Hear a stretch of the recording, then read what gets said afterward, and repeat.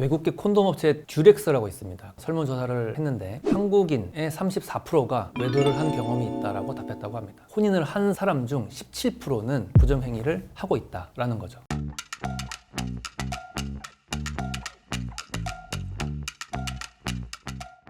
그 외국계 콘돔 업체 듀렉스라고 있습니다. 업체에서 설문조사를 했는데 한국인의 34%가 외도를 한 경험이 있다라고 답했다고 합니다. 전 세계에서 미국에 이어서 2위에 해당하는 비율이라고 하는데, 그 외도의 상대방을 보면 직장 동료나 친구 같은 지인이 50%, 그리고 성매매 업소가 한 30%, 나머지는 20%라고 합니다. 그럼 이걸 대입을 해 보면은 결국 한국인 중에서 혼인을 한 사람 중 17%는 지인들과 부정행위를 해봤다 또는 하고 있다라는 거죠. 사실 엄청나게 높은 비율이라고 볼 수 있겠죠. 성범죄는 가해자가 대부분이 남성이잖아요. 근데 이 부정행위에 관한 비율은 남녀를 다 합한 거거든요. 부정행위를 하는 사람은 남녀 구분이 없는 거죠. 여성도 배우자가 있는 상태에서 부정행위를 많이 합니다. 근데 이제 여성이 부정행위를 하다가 걸렸을 때, 남편에게 발각이 됐을 때는 좀 문제가 있는데, 같이 바람핀 상대방 남성을 강간이나 강제추행으로 고소하는 거예요. 그 고소를 하는 이유는 남편한테 설명하기 위해서인 거죠. 남편한테 내가 합의하에 성관계를 했다거나 합의하에 스킨십을 한 게 아니다, 나는 당한 거다, 그런 말을 하고 싶은 거예요.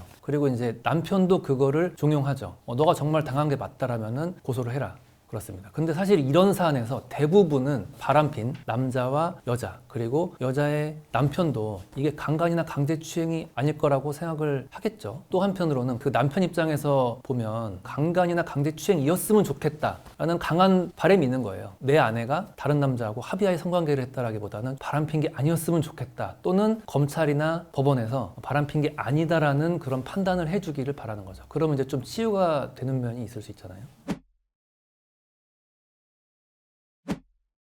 그 직장 내에서 그 유부남과 유부녀가 서로 이제 사이가 좀 좋아졌어요. 식사도 같이 하고 술도 같이 먹고 노래방도 같이 가고 하다 보니까 점점 스킨십도 하게 되고 모텔에 가서 성관계도 하게 됐습니다. 근데 그러다 보면 결국 양 가정에서 알게 되거든요. 좀 이상하다. 그래서 결국 양 가정에서 모두 배우자로부터 추궁을 당하는 그런 상황이 된 거죠. 그래서 우리 이제 그만하자, 그만 만나자라고 이제 서로 합의하고 마지막으로 술 한잔 하자 해가지고 이제 마지막으로 술 한잔 하고 마지막 성관계를 한 거예요. 여성이 집에 들어가니까 이제 남편한테 또 걸린 거죠. 지금 이 시간까지 뭐 하고 왔냐? 이미 술이 많이 취한 상태예요. 그래서 직장 동료 누구하고 술을 같이 먹었다라고 했는데, 이제 평상시라면은 추궁을 당해도 이제 발뺌을 잘했겠지만 술이 많이 마신 상태여서 그 남자랑 어떻게 했어? 어디까지 갔어라는 그 추궁에 약간 말을 해버린 거죠. 내가 술 취한 사이에 이 남자가 나를 만진 것도 같은데 사실 정확하게 기억은 안 난다 라고 하니까 남편이 그러면은 당장 고소해라 라고 해가지고 준강제추행으로 고소를 한 거예요. 그래서 일단은 준강제추행으로 고소가 되니까 경찰에서는 그 상대방 남성을 불렀죠. 노래방에서 그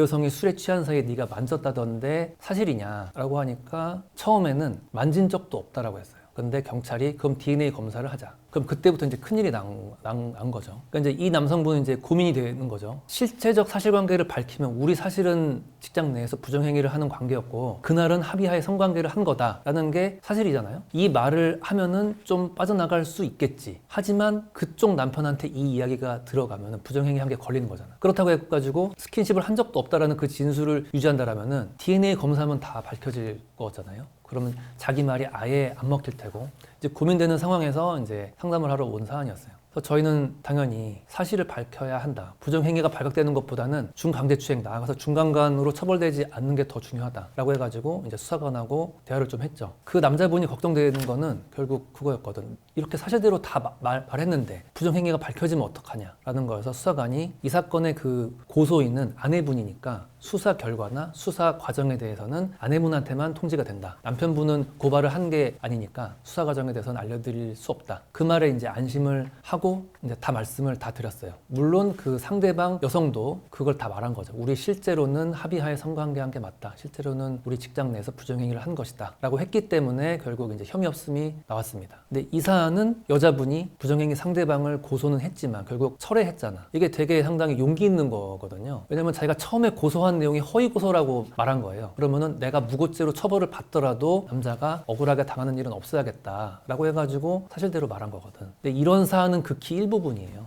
일부분이고 대부분의 경우에는 내 남편에 대해서 내가 면피하는 게 더 중요하지 저 사람이 뭐 강제추행으로 처벌을 받건 강간으로 처벌을 받건 크게 상관하지 않는 경우가 대부분입니다. 결국 이제 바람을 필 때에는 그렇게 뜨겁게 사랑을 했다가 강간으로 신고한 후에는 자기가 피해자 코스프레를 한다고 생각하는 정도가 아니라 정말로 자기가 피해자라고 생각을 합니다. 그래서 수사 과정 지나서 재판 과정 때까지도 절대 말 바꾸지 않아요. 그런 경우가 90% 이상입니다.